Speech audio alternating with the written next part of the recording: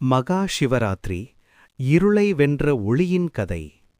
உங்களுக்கு தெரியுமா, பிரபஞ்சமே ஸ்தம்பித்து நின்ற ஒரு இரவில்தான் சிவராத்திரி உருவானது. அன்று என்ன நடந்தது என்று தெரிந்தால் நீங்கள் ஆச்சரியப்படுவீர்கள். அகந்தையின் மோதல். ஆரம்பத்தில் படைப்புக் கடவுளான பிரம்மாவிற்கும் காக்கும் கடவுளான விஷ்ணுவிற்கும் இடையே ஒரு போட்டி எழுந்தது.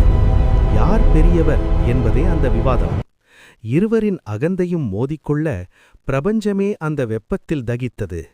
அப்போதுதான் அவர்களுக்கு நடுவே விண்ணுக்கும் மண்ணுக்கும் எட்டாத ஒரு பிரம்மாண்டமான ஜோதித் தூண் தோன்றியது. தேடல் படலம்.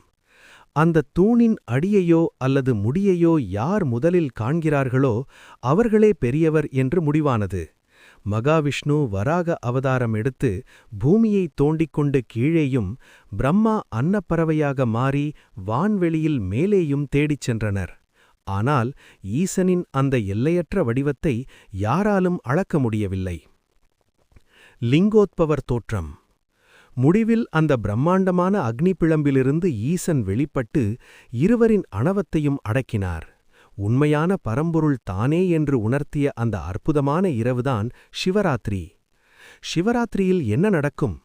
இந்த இரவில் பிரபஞ்சத்தின் ஆற்றல் மிக அதிகமாக இருக்கும்.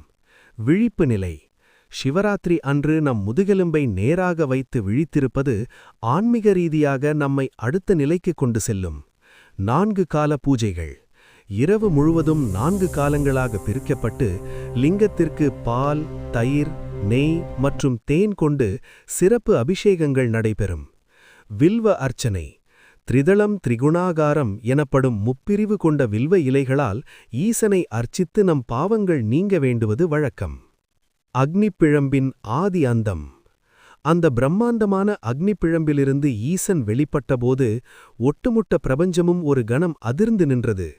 பிரம்மாவுக்கும் விஷ்ணுவுக்கும் அப்போதுதான் புரிந்தது, தாங்கள் தேடிக்கொண்டிருந்தது ஒரு சாதாரண தூணை அல்ல, இந்த பிரபஞ்சத்தின் ஆதி மூலத்தை.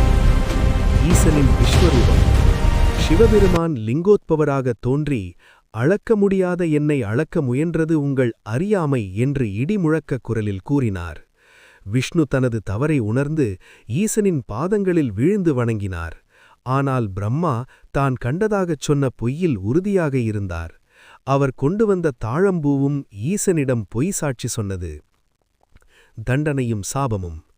பொய் சொன்ன பிரம்மாவிற்கு இனி பூமியில் தனியாக கோவில்கள் இருக்காதென்றும், பொய் சாட்சி சொன்ன தாழம்பூ இனி தனது பூஜைக்கு பயன்படாது என்றும் ஈசன் கட்டளையிட்டார். அந்த தருணத்தில் பிரபஞ்சத்தின் அகந்தை ஒழிந்து உண்மையான பக்தி பிறந்தது. தேவர்களும் ரிஷிகளும் அந்த பரம்பொருளை முதன்முதலில் தரிசித்த அந்த இரவையே நாம் மகா சிவராத்திரி என கொண்டாடுகிறோம். பிரளய காலத்து இரவு. கதை இத்துடன் முடியவில்லை. மற்றொரு சிவராத்திரி இரவில்தான் உலகம் அழியும் நிலைக்கு தள்ளப்பட்டது. ஊழிக்கூத்து. யுக முடிவில் உலகம் முழுவதும் இருளில் மூழ்கி மகா பிரளயம் ஏற்பட்டது. அப்போது அன்னை பார்வதி தேவி உலக உயிர்கள் அனைத்தும் மீண்டும் ஜனிக்க வேண்டும் என்பதற்காக ஈசனை நோக்கி கடும் தவம் இருந்தார். இரவு முழுவதும் 4 காலங்களாக பிரித்து ஈசனை பூஜித்தார். அன்னையின் பக்தியால் மகிழ்ந்த ஈசன் உலகை மீண்டும் படைக்க திருவுளம் கொண்டார். தேவி, நீ என்னை பூஜித்த இந்த இரவு எனக்கு மிகவும் உகந்தது. இந்த இரவில் யார் என்னை துதித்து விழித்திருக்கிறார்களோ அவர்களுக்கு நான் முக்தியை அளிப்பேன் என்று வரமளித்தார். அதுவே நாம் கடைப்பிடிக்கும் சிவராத்திரி விரதமானது.